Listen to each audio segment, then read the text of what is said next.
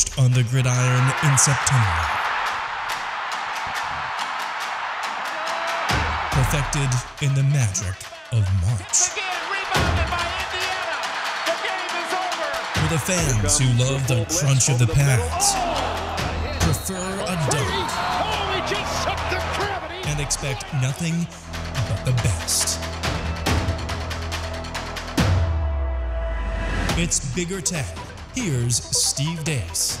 And here's the very first show of 2023. I am Steve Dace alongside my co-host, the one and only Aaron McIntyre. Trust you and the family had a great holiday season. You had a little Disney getaway, right? I mean, Universal. You guys had a great time. Mm-hmm. Yep, we went to Universal, first, I'm never going to complain about going to Universal or Disney. It was very crowded, though. Very, very crowded. Still got to do a lot of the fun rides. Velocicoaster, highly recommend. Still can't believe you did not go on Hagrid's motorbike adventure. That thing is totally worth it. It's so unique and intense at the same time. But, it was a fun time. It was warm all week in Florida, so always appreciate that. Even if there were long lines, it was very warm. Even bordering on hot at some times, especially if you're an Iowan, can't take those things for granted at all. No, not at all. And when we were there last year, it was a 4-hour. They had just opened the Hagrid ride, and it was a 4-hour wait the entire time we were there. Both the times we did it, it was about an hour and a half, 2 hours. You've worked with me long enough to know I'm not waiting for anything for 4 hours, unless it's Jesus. That's fair. That's literally fair. Nothing. But yeah, I mean, it looked okay. Just not 4 hours of whether you have a wait. Okay. But glad you guys had a great time. A ton has gone on since you and I have last been together before Christmas. So let's get to it. Our very first Big Five of Bigger 10 right here. Big Five topics of the week or the last several weeks. Let's begin Michigan's very bad day. Michigan face plants in a major bowl game. Again, a tradition kind of like any other. That sucks. It's been going on most of my life with very rare exception. And when you watched the way Georgia just completely dismantled TCU the other night, if you're a Michigan fan, you realize you could have been in that game. Maybe you could have been the ones getting dismantled instead. I don't know that it had been 63-7. Okay. But you really get a sense that maybe we shouldn't have lost to that team. Yeah, we broke it down here on Michigan Podcast on the channel. I pointed out Michigan made like a half a dozen existential level of mistakes in that game and still had the ball with a chance to win somehow at the end. Nevertheless, that was not a good start to the Big Ten's two teams in the playoffs for the very first time, Aaron. I thought it was a very unique strategy for Michigan to come out with the strategy of we're Michigan, when are you going to roll over? Because that's kind of what it seemed like to me. You look at the game, really the whole game long, you look out there and you would have thought that TCU is the Big Ten team and Michigan was kind of the finesse Big 12 team based on how both sides of the line of scrimmage were playing.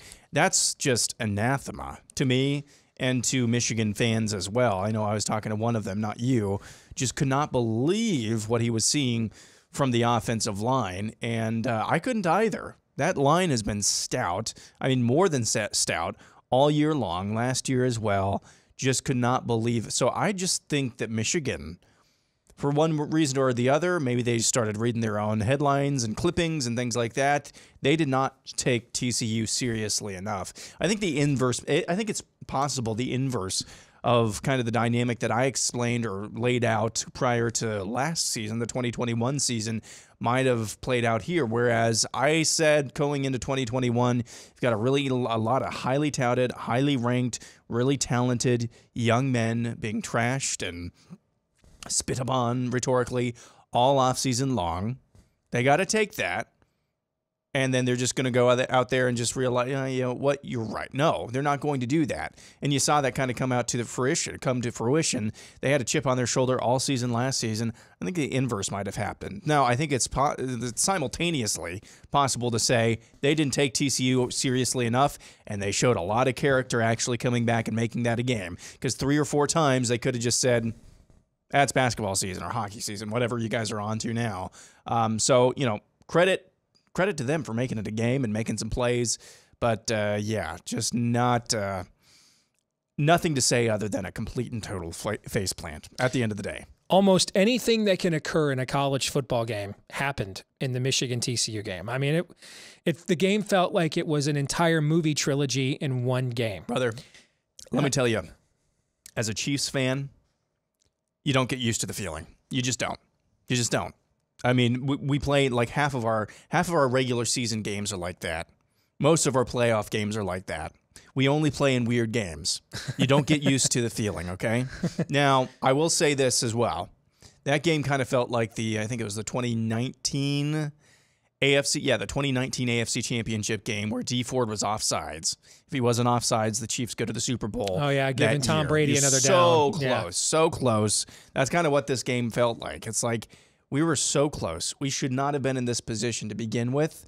As close as it was, but we were still so close. That's kind of what it felt like. Then there's the other Big Ten playoff game, which wasn't quirky, weird, Shakespearean. Just two teams loaded with elite recruits standing in the middle of a ring, dude, just dropping bombs on each other. Just haymakers. Like that wasn't boxing. That was just a fist fight. That was just two guys in the middle of the ring working the game controller on punch out and hitting a punch, knockout punch as hard as they could back and forth. I mean, the amount of big plays in that game, both offenses were basically unstoppable. I thought CJ Stroud played maybe the best game I've ever seen from an Ohio State quarterback. At the very least, going back to Heisman Trophy winner Troy Smith. I mean, what he did both with his feet, and I know Ohio State fans, if you're watching, yelling at him all year long, run, don't just sit there in the pocket. You saw him really blow up Georgia's defense by doing that. The big plays that were down the field. Georgia got plenty of big plays as well. Ohio State twice had double-digit leads in the game, could not hold on, had a field goal with a chance to win it at the end. Not an easy kick, but they have a very good kicker. But his kick wasn't even close, shanked it badly, and Georgia survived by 1 point in a game where both teams got into the 40s. That, to me, I mean, you could do documentaries on the Michigan TCU game and everything that happened in that game. That's a 30 for 30. This was just a good old-fashioned ESPN instant classic, like the kind of game you watch the rest of your life while these two great programs just go back and forth with future pros and All-Americans just making big plays. I don't know if it matters much, but as an Iowa fan, I have to have a soft spot in my heart for special teams. Based on the way that the kicker, Ruggles, and the holder reacted, I think that was a holder problem. I haven't really seen that many people point that out, but the way they reacted. So just to clear his good name, because I haven't seen him miss a kick like that badly, like all season long. I mean, he's not a Jake Moody good, but he's been a very solid kicker for them. So that's one thing. I said earlier this year about CJ Stroud, that doesn't look like an NFL quarterback to me. He just doesn't look like an NFL quarterback. Looked like the number one pick in the draft, though. Looked like the number one pick. Yeah, he was the dude. And I remarked as well, this game is going to come down to whether CJ Stroud is the man or just kind of a tourist. He's just kind of a Ohio State quarterback who can throw kind of good balls to a very, very good receiver, or he is the guy who can be the difference in a game when you're playing against the defending national champions and repeat, as we saw, national champions. He was the man. So credit to him. He really answered the bell. He stepped up his game. Hate for that kind of effort to see it go down to a kick and one that was missed that badly. But heartbreak for Ohio State. And can you imagine? Ohio State beats Georgia. They probably beat TCU. If you're a Michigan fan, it's like the last 2 years didn't even happen in terms of your perception when compared to Ohio State. Because at the end of the day, they got the job done against Georgia.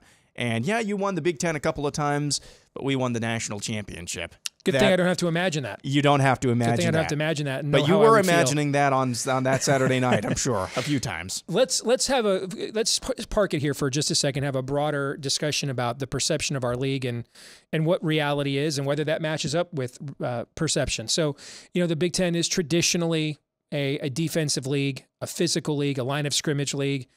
In both of these games, now Ohio State went to more of your wide open kind of style of offense several years ago when Urban Meyer brought Ryan Day in to be the offensive coordinator. He kind of got away from that J.T. Barrett era, quarterback ISO, quarterback power rush, power spread.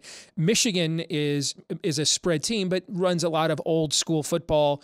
And that was easily the best career passing performance by J.J. McCarthy, but a lot of it by necessity because the Wolverines were down at one point 21-3 in the game. And so neither one of these games ended up being the kinds of ways Big Ten teams typically win. They both got turned into track meets. They both led to heartbreaking defeats for both of the Big Ten teams. Are there any big takeaways there, or are these games just their own individually contained moments? I think when you look at the history of the college football playoff semifinals, I think you just have to take these games kind of as one-offs. They happen to be played on the same game, but most semifinal games have not been this exciting. So I think you have to just kind of take them as one-offs. This is easily the best semifinal doubleheader we've ever had. Agreed. Yeah. It was captivating from start to stop, both games. So I don't know. I just default back to, Kirby Smart is a defensive guy as well. I think he's been it's really easy to do this again when you've got 5-star recruits all over the field. But 22 5-star recruits, it helps. Yeah, it helps to kind of open up your mind to the offensive side of the ball a little bit more, and it seems like he's done that over the last 3 or 4 years. Same with Nick Saban. We've talked about this ad nauseum as well, realizing you can't just run pro or just power offense all of the time. You got to go spread as well. Again, helps when you have the tools to do that, the Jimmies and Joes to do that. But, when it comes to, you can say the same thing for Michigan and Ohio State. Ohio State likes to kind of run the same type of offenses as well. They just don't have a defense. These two games just take them as kind of anomalies. Okay. Well, let's get to a topic that we were hot on at this time last year, that we were promised we would not have to be hot on this year, but we are nevertheless. So I did an entire Michigan podcast here on the channel yesterday on As the Harbaugh Turns.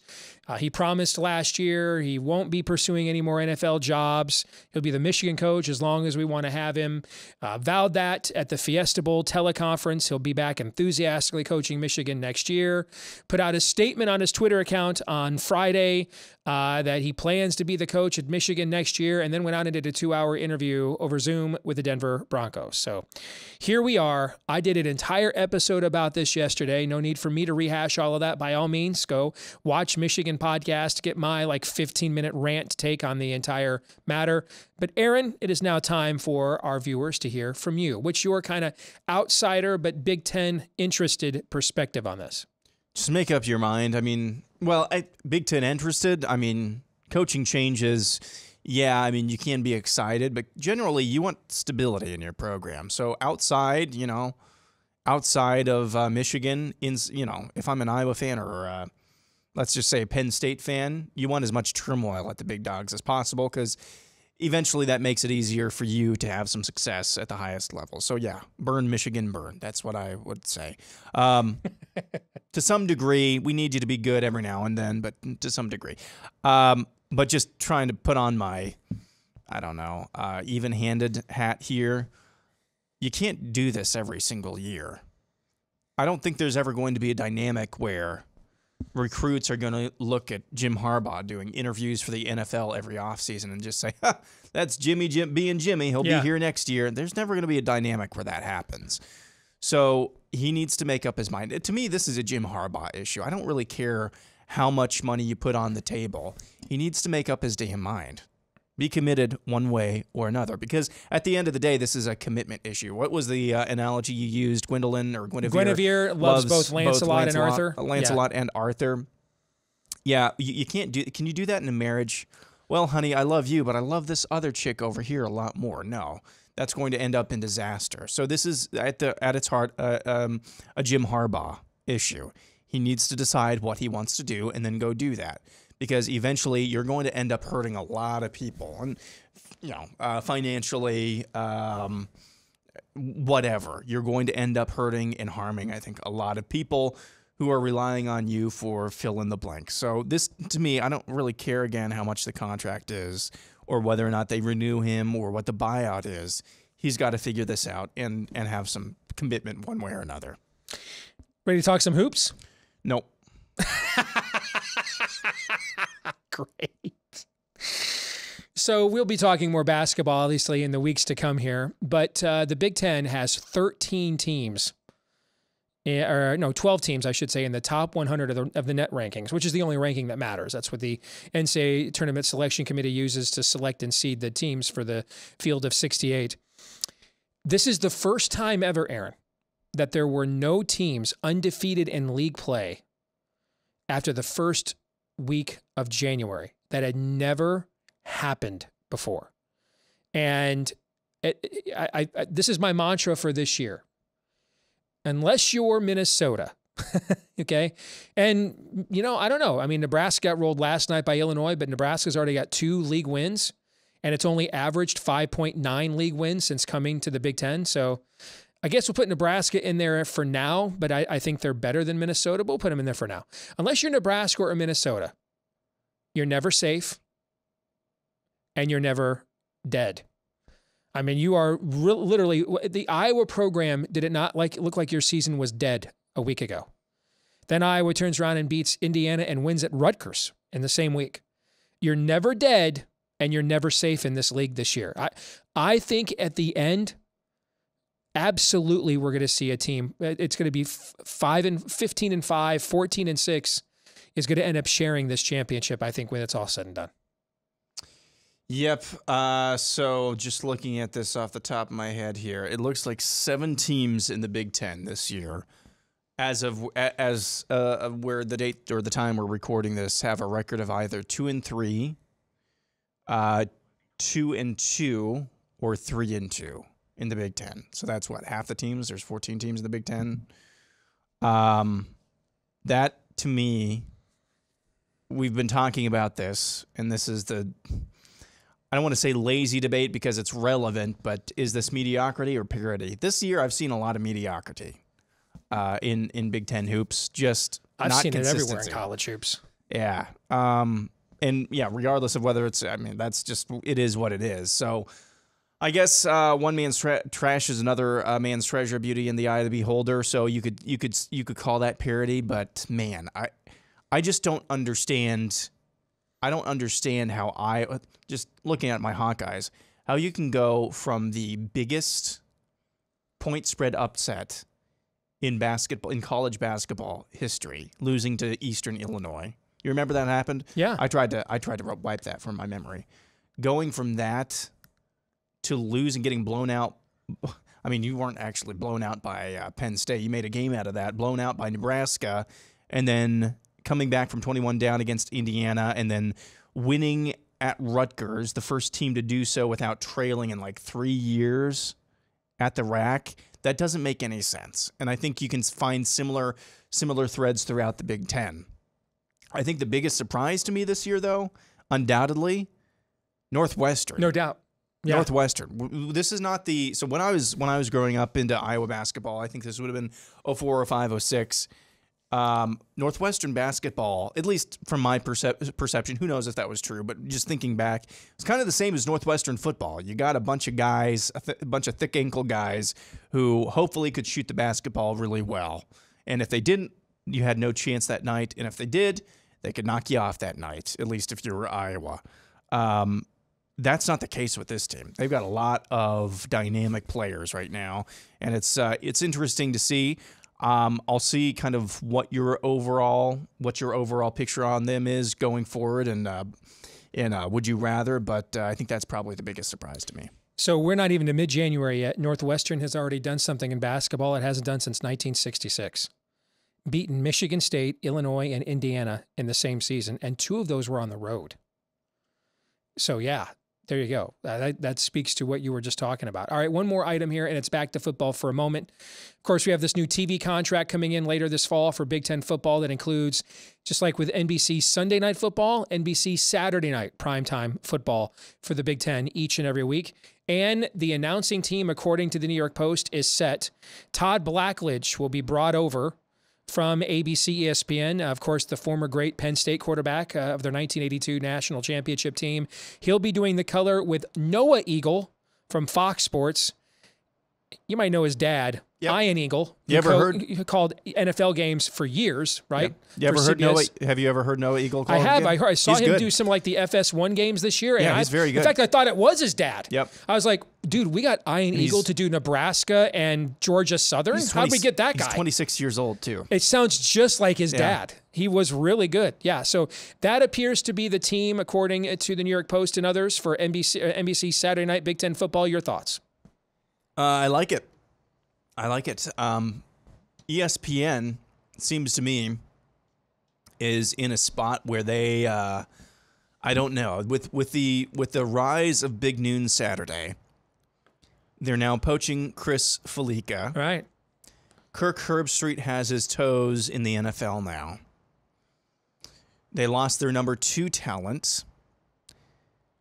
You can see a path where ABC, ESPN, when it comes to college football, is not what it has been for the better part of the last 15 to 20 years. You could see that happening. I hope it doesn't happen because I still like College Game Day, and maybe it's just the nostalgia in me. But you can see that kind of happening. And now with the NBC coming to town, trying to take over that primetime Saturday night slot, competition is good. I hope that's what this all amounts to. But you can kind of see how if I were an exec over at ESPN, I better make sure all the remaining top talent that I have is very, very happy right now. We're still waiting to see whom CBS will select to do its Big Ten games this fall, and I, for one, cannot wait to hear that glorious theme song for Big Ten games once again. All right, we'll come back, play our weekly game of Would You Rather when we do. Stay tuned. All right, back here on Bigger 10. Aaron, let's get to it. Let's play Would You Rather, and I have one for you. Would you rather bet Purdue to finally make its first Final Four since 1980? I know I harp on this. I think it's one of the craziest stats in sports, given how great that program has been, that it hasn't made a Final Four since 1980. Would you rather you bet that or bet Wisconsin, which until last night's loss at home to Michigan State without 2 of its top 3 players, was tied for first place in the Big Ten to win the Big Ten title? Which bet would you rather make? I had my mind up before I really listened to you say that out loud, because I had not said this out loud. I was going to say, I'm just going to go with my gut. I'm going to say Wisconsin just because I think it's a lower bar. Because Purdue is playing with a lot of the a lot of the same key players that they were last year, that they kind of collapsed in the postseason to some degree. So I don't necessarily trust them. Did they win the regular season last year? Did Purdue win the regular season in men's basketball last year? I think they did. Remember. Yeah. Yeah. But in the postseason, I just lost some trust for them. So I would just say Wisconsin on virtue of nothing more than it's a lower bar to win the Big Ten than it is to go to the Final Four. Okay. This is for you, football related. Would you rather bet Penn State to be the Big Ten champions next season or bet Nebraska to win the West? Penn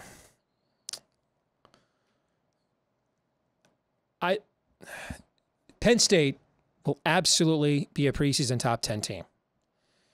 The problem is there's going to be 2 teams in their division. One of them might be preseason number 1, Michigan. The other is going to be no lower than 5 or 6 in Ohio State because of the way they recruit. You got to play both of them. And you're in a situation now. It's not the same as when Michigan turned to J.J. McCarthy, its 5-star. He played a lot of meaningful snaps the year before as the understudy to Cade McNamara. Drew Allar was really just the mop-up guy.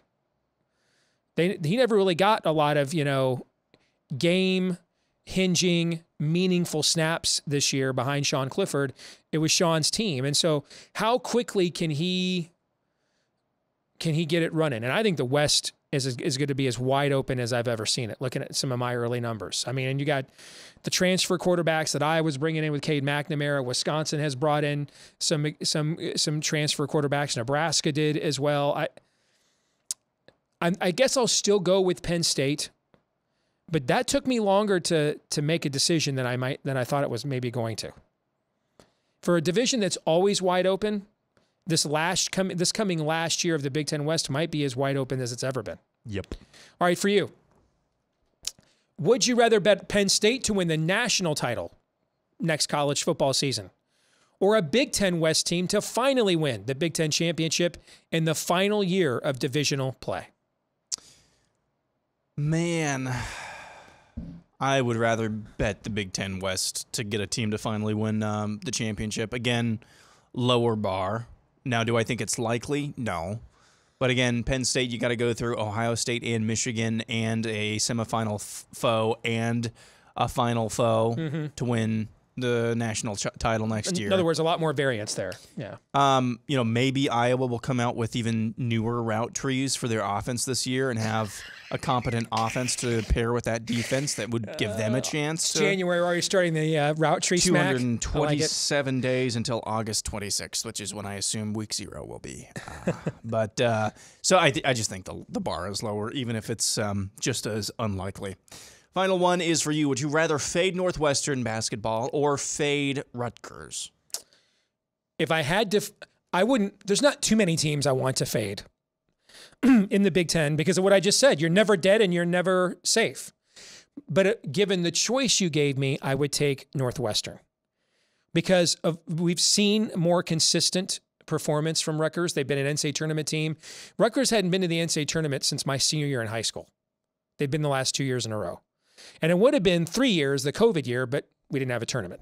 So, and the way they play, the way they play defense, that travels, that stays, right? You talked about the shot makers, and Northwestern's more athletic this year. I agree, but Rutgers plays pound for pound as good a defense as any major conference team in the country year in and year out. So I would rather fade the team whose variance in this case is a little bit higher. But that's not an easy question to answer either. These were, I felt, some challenging conundrums this week. Wow, for once. Yeah. All right, that'll do it for Would You Rather. We'll come back, wrap things up with your feedback and Twitter poll results next. This week's Twitter poll results, we asked you what is more likely to happen in 2023. 42% of you said Harbaugh or Day to the NFL. By the way, we didn't even talk about that. They're already starting the Ryan Day to the Arizona Cardinals rumors. So really? Those are out there too. 30% of you said Purdue finally making the Final Four. Yes, I'm obsessed with that stat just because I cannot believe how good they have been that they just couldn't get to at least a Final Four once.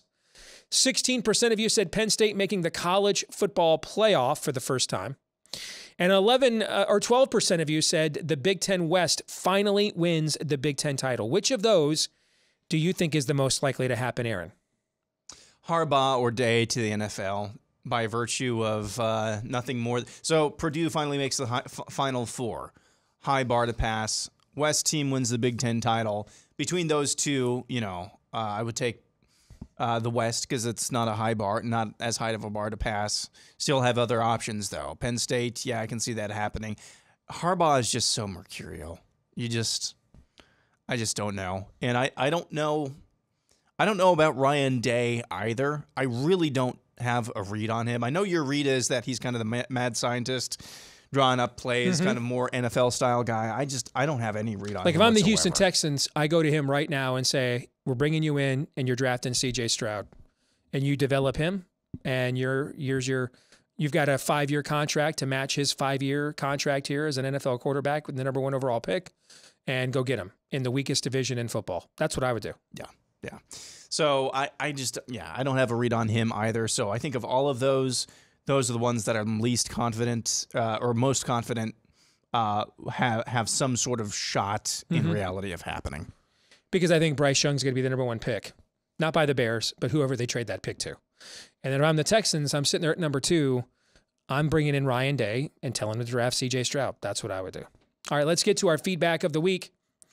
Brady Canode writes, the defending regular season Big Ten champ and the defending Big Ten tournament champ started off a combined 0-6 in Big Ten basketball.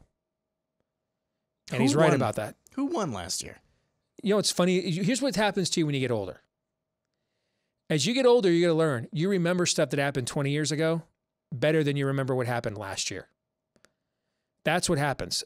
I thought you guys won the Big Ten tournament last year. We did. Yeah, and I think Purdue won the regular season, I thought. But no, because Purdue wasn't 0-3 in the league. Right. Yeah. So I know you guys won the Big Ten tournament. I remember that. It was Illinois. Did Illinois win the regular season last year? Yeah, that's what he was talking about. So Illinois and Iowa started 0-6. Yikes. Yikes. Let me just double check that. Yeah, Illinois. No, Illinois and Wisconsin shared it. Yeah, so, Johnny Davis basically was the one-man team for Wisconsin last year. Yeah. So it's weird. It's going to be weird. It's going to be weird all winter. Yeah. And I think the reason why, and this is true across the sport, like we're only like 60 days until Selection Sunday. Okay. I think it'll be 60 days this Sunday until Selection Sunday. So that's 8 weeks or 7 weeks? Yeah, something like that. I can't do the math in my head. All right. So it will be 56 days until Selection Sunday this Sunday. So that would be 8 weeks. I can't tell you right now who I know for sure would be a number 1 seed. I can't. I mean, DraftKings had a prop last night, Blue Bloods to roll, and it was like North Carolina, Kansas.